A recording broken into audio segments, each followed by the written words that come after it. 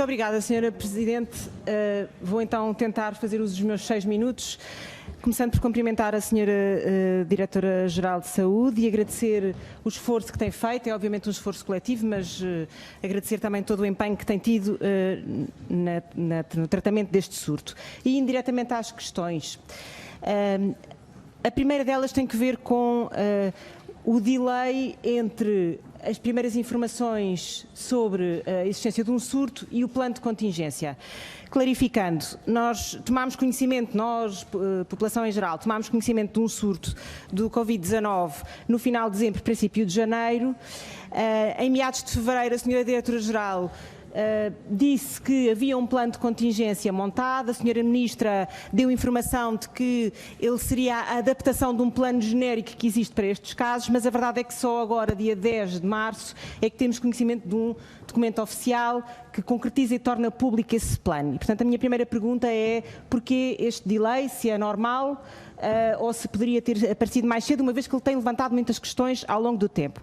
Em relação ao plano propriamente dito, duas matérias. A primeira sobre a saúde especificamente, sobre o sistema de saúde especificamente. O plano fala na necessidade de abrir a porta à possibilidade de vir a duplicar o número de médicos, o número de enfermeiros, o número de assistentes operacionais e até triplicar, caso seja necessário, os profissionais de pediatria. Bem, nós sabemos, parece-nos muito bem, nada contra, mas nós sabemos que começamos de uma realidade pré-existente. A realidade pré-existente do Serviço de Saúde é exatamente a falta de médicos, a falta de enfermeiros, a falta de assistentes operacionais e a falta de pediatras. E, portanto, como eles têm que aparecer de algum lado, pese embora haja uma crise que justifique, por exemplo, pedir apoio a eventualmente profissionais reformados, não me parece que isso seja suficiente para fazer face ao que está estipulado neste plano. E, portanto, perguntava-lhe se é a altura ou se haverá um momento no tempo que esteja a ser preparado agora, e não apenas quando for estritamente necessário, para acionar a capacidade que existe no setor privado. Sabemos que o setor privado já disponibilizou essa abertura, sabemos que tem 500 camas disponíveis de cuidados intensivos, e eu diria que numa altura em que todos dizemos que é preciso apelar à colaboração.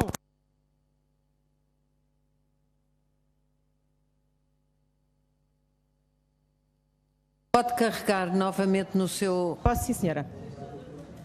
Está?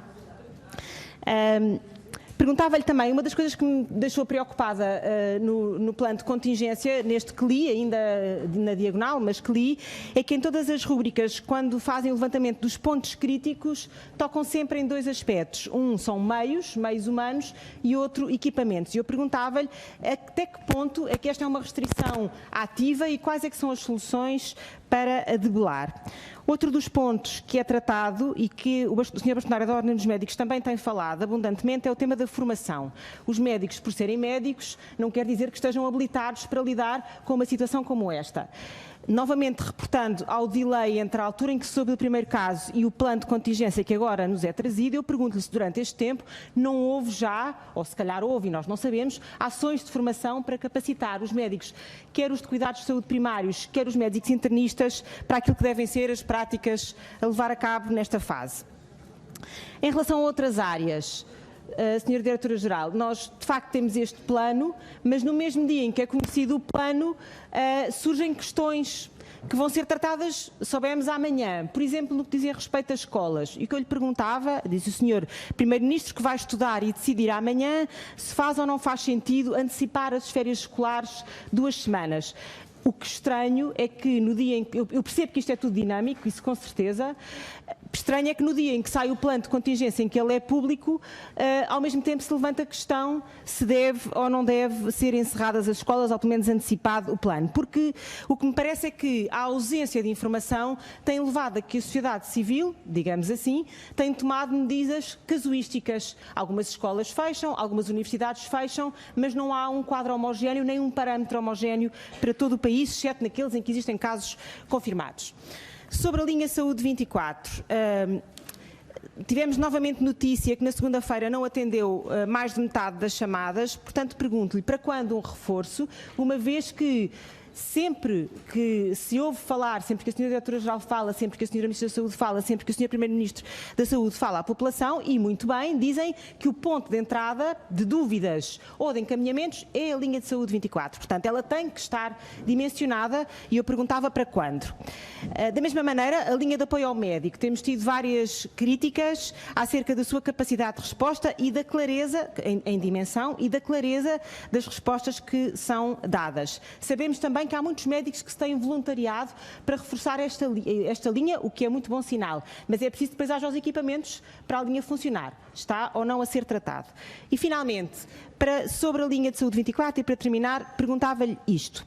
Confirma ou não que houve várias pessoas que depois do Carnaval, tendo vindo de Itália, contactaram a linha de saúde 24 e foram informadas de que poderiam continuar a sua vida normal, tendo os cuidados de higiene devidos. Porque o que nós sabemos agora é que uma única professora que voltou de Itália, que contactou a linha de saúde e que foi informada, sabendo que era professora, que deveria manter a sua atividade normal, é essa professora responsável pela quarentena de 150 alunos e as respectivas famílias, com tudo o que isso traz de contingências. Os seus 6 minutos acabaram. Acabaram e acabam assim mesmo, senhora Presidente. E, portanto, pergunto-lhe se, retrospectivamente, lhe parece que esta foi a melhor forma de proceder e se para a frente serão tomadas medidas diferentes. Muito obrigada. Eu sei que havia aqui uma grande pressão para nós publicarmos o plano específico, mas como foi dito por vários senhores deputados, existia um plano major, um plano grande, que nos permitiu começar a fazer coisas logo.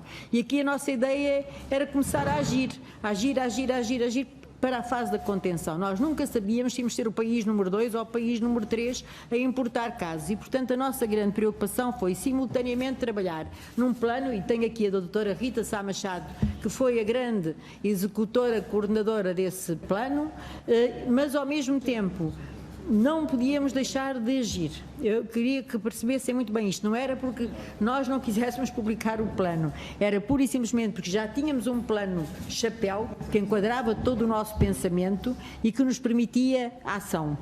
E, portanto, simultaneamente trabalhávamos a fazer um plano mais específico que pudesse ajudar todos. E isso foi extremamente importante para a Direção-Geral da Saúde, que desde o início, e foi aqui perguntado, nós de facto formalizamos, não quisemos chamar grupo de crise, quisemos chamar-lhe uma task force para esta epidemia, que foi criada o primeiro esboço formal no dia 21, de janeiro, nós já tínhamos reunido antes, fazemos muitas reuniões antes e no dia 21 decidimos formalizar. E nessa task force dizemos claramente o que já aqui foi dito e que só deve orgulhar o nosso país. Nós temos, de facto, um bom dispositivo de saúde pública. E eu aqui incluo tudo, o setor privado, o setor social, o setor público. Temos um bom dispositivo de saúde pública, é verdade, nós somos um bom país. Nem todos os países têm esta rede, estes capilares. Eu tenho um imenso orgulho nas autoridades de saúde nacionais, nos delegados de saúde. São poucos, pois são, mas estão a trabalhar quase 24 horas por dia para fazer o contact tracing na região norte, onde houve aquele cluster, como perguntou, aquela cadeia secundária a partir de um doente que veio de Itália. E, portanto, neste momento, quando as pessoas nos perguntam quais são os recursos que nós temos, obviamente que temos que trabalhar para os expandir, para ver onde é que vamos buscar mais. Mas o que eu sei é que os recursos que nós temos à data, mesmo sem expansão, duplicaram ou triplicaram as suas horas de trabalho. E os nossos colegas, por exemplo, da região norte, estão ininterruptamente a fazer inquéritos epidemiológicos. E isso é que permitiu à região norte ter centenas de pessoas em vigilância, umas ativa, outras passiva, umas mais intensas, outras menos intensas, de acordo com a estratificação do risco. Isto é muito importante. Primeiro, identificar os contactos. E depois é diferente eu contacto da Sra. Presidente de eu contacto do Sr. Deputado Moisés ou do Sr. Deputado Ricardo Batista Leite, porque estamos na mesma sala, mas não estamos ao mesmo nível de contágio. E, portanto, temos que ter a noção que há aqui um trabalho de detetive em relação a cada caso encontrado. Os nossos delegados de saúde têm que ir encontrar o que é isto de um contacto próximo. Vou já pegar no plano nas questões da formação. É óbvio que há uma fase, nós para a gripe A tivemos muito tempo para nos preparar. Foi possível fazer formação personalizada quase, sítio a sítio. A lógica neste momento da formação é que, a partir das guidelines, das orientações e de todos os artigos que estão publicados, depois, obviamente, localmente, para já, os profissionais de saúde são leitores, leem artigos, leem guidelines, leem essas coisas todas, e localmente pode haver e deve haver planos de contingência que privilegiem a formação e o treino dos profissionais. E é esse o nosso esforço neste momento, é que a nível local, seguindo as orientações que existem, a formação e o treino dos profissionais seja feito nesse nível. Obviamente, senhores deputados, todos sabemos que há sempre assimetrias, há sítios que estão muito adiantados e muito organizados nestas questões da formação e do treino e há sítios que estarão menos, mas obviamente também há aqui uma responsabilidade profissional de profissionais de saúde que estão habituados e que devem estar atualizados. Dito isto, nós estamos neste momento a desenvolver planos e apoio personalizado. Por exemplo, na sexta-feira, ao mesmo tempo, em todos os distritos vai haver formação para os bombeiros com o mesmo formato. Portanto, descentralizamos para os nossos colegas dos 18 distritos e, de facto, reconhecendo que os bombeiros são uma população especial, que numa fase de mitigação vão ter todos que entrar a transportar doentes, na sexta-feira vai haver uma ação específica concertada para os bombeiros. Por exemplo, eu tive uma grande preocupação de reunir rapidamente com os hoteleiros. Porquê? Porque as pessoas dos hotéis têm imenso medo e bem, justificado, vem gente de todo o mundo e aquilo funciona como se fossem quase os navios, quer dizer, se houver ali um hóspede que adoeça, o que é que nós fazemos?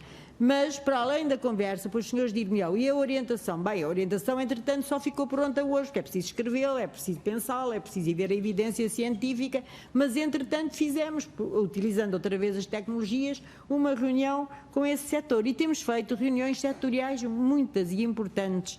E tentamos e vamos tentar cada vez mais ter pacotes de informação e orientações personalizadas para os lares, obviamente. É uma grande preocupação. Já reunimos com a Segurança Social, já reunimos com a Santa Casa da Misericórdia, já reunimos com outros parceiros e os lares vão também ser objeto de uma orientação própria para que os profissionais destas instituições deem apoio a uma população que, além de vulnerável pela sua natureza, ainda está junta, confinada, em termos de contágio, como perceberão todos, é uma situação de particular vulnerabilidade.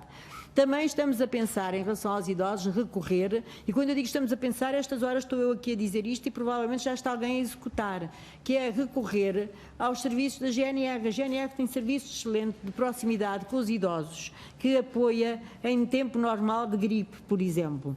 Fazem um trabalho excelente, pois o que nós vamos pedir é que continuem a fazer esse trabalho de excelência e continuar, porque eles têm esta população mais vulnerável de idosos que vivem sozinhos, bem identificada. São um excelente serviço de proximidade e, portanto, também aqui nós gostávamos muito e temos tentado ativar parceiros. Isso eu acho que aqui a palavra, de facto, é parcerias e parcerias que cada um consiga fazer uma parte e esta parte tem que concorrer para o todo, que é retardar a progressão de um vírus que nós não sabemos como é que se vai comportar, nem sabemos a dimensão da sua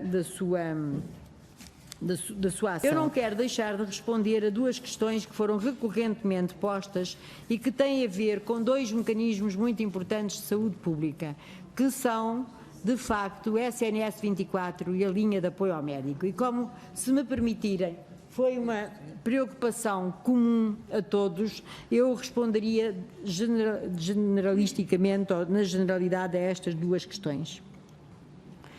É um facto que nós